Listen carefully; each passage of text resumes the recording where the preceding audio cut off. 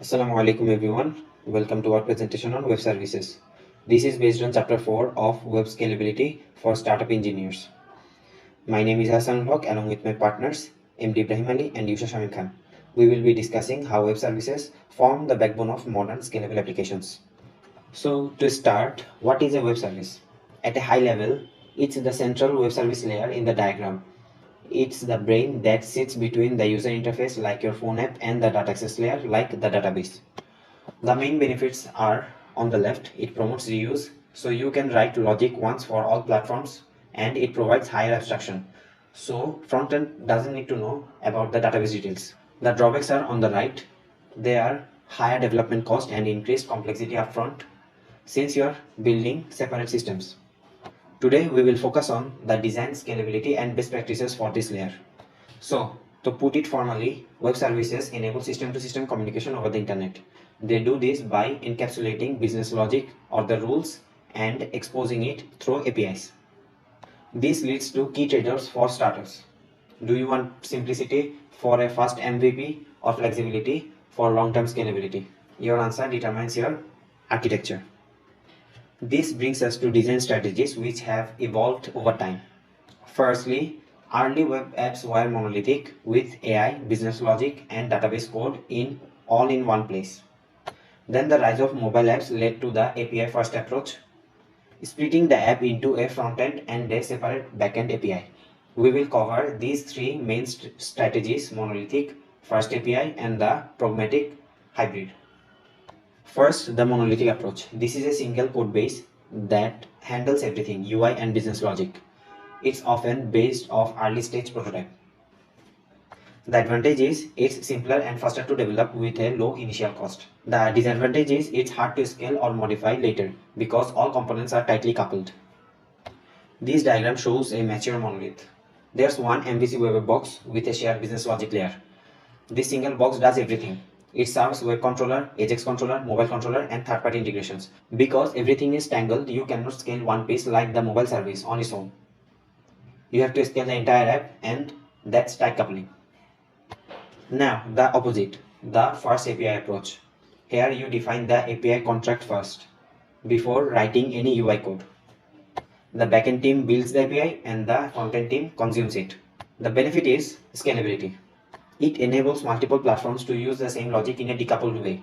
The catch here is it requires good planning and is hard to get started. This diagram shows the first API approach architecture. Compared to the monolithic, the difference is obvious. You have two separate apps. The front-end MVC app only handles the UI and has no business logic. It gets data from the separate web services app, which contains all the shared business logic. This separation means you can scale the front-end and the back-end independently. It's a much more scalable and maintainable design. So far we have seen two extremes, the simple monolith and the complex API first model. This brings us to the pragmatic approach, a realistic hybrid. You combine both approaches based on your company's stage. The key is to start simple, maybe with a monolith, and avoid over-engineering until you have product market fit. Then as you mature, you can evolve into a service-oriented design, balancing speed and flexibility. Finally, after choosing your strategy, you pick an implementation style. There are two major styles. The first one is function-centric, like SOAP, and the second one is resource-centric, like the REST. Both of them connect systems, just in different ways. When choosing, you must balance scalability and speed of development for your app's needs. That concludes my part. Rest of the chapter will be explained by my teammates. SOAP stands for Simple Objects Access Protocol. It uses XML and WSDL contracts for communication between client and server. SOAP is strong in features like security and transactions, but the setup is complex, making it less ideal for dynamic, fast-changing environments. In this figure, we can see the SOAP integration flow. In this diagram, the SOAP process is shown clearly. A client sends an XML request to the SOAP server, which processes it and sends back an XML response. The WSDL defines how these messages are structured. This strict format ensures reliability but increases overhead and setup complexity. REST overview. REST or representational state transfer is much simpler. It uses standard HTTP methods like get, post, put, and delete to communicate. Since it's stateless and lightweight, REST scales easily and JSON make data transfer fast and readable. Here we can see the comparison table of SOAP versus REST. Let's compare them. SOAP only supports XML, REST supports JSON and XML. SOAP is complex stateful, which REST is simple and stateless. SOAP is best for enterprise level system needing strict security, whereas REST is ideal for web and mobile applications needing speed and scalability. Scaling REST web services. To scale REST services effectively, we keep them stateless, meaning no user data is stored on the service machines. Instead, we use shared databases or caches for session information. Load balancers then distribute traffic evenly among multiple service instances.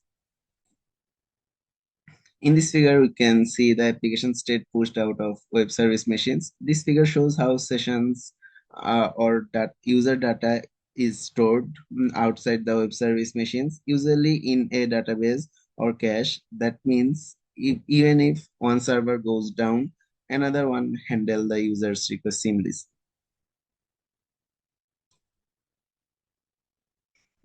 In the next figure, we can see the authorization information fetched from shared object cache.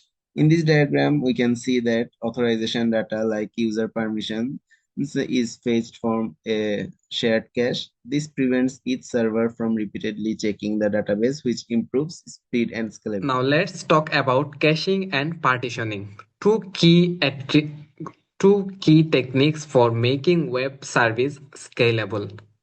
Caching stores frequently requested data, temporarily reducing load time, whereas partitioning breaks large system into smaller independent services. This figure illustrates how large system can be split into smaller services. For example, separate services for products, users, and payments. Each service handles one specific job, which makes it easier to maintain and scale. The benefit of partitioning is dependent scaling of each service, decoupled database, and code bases. The next figure shows how you can here you can see how these services communicate with each other. Each microservice runs independently but connects through well-defined APIs. If one service fails, other keep running, ensuring system reliability. In conclusion, web service essential for scalable interconnected systems. SOAP offers structure and security but is complex. REST is lightweight, flexible, and perfect for startup. Finally, techniques like stateless design, caching, and partitioning ensure smooth scalability. Thank you everyone for listening to our presentation on web service.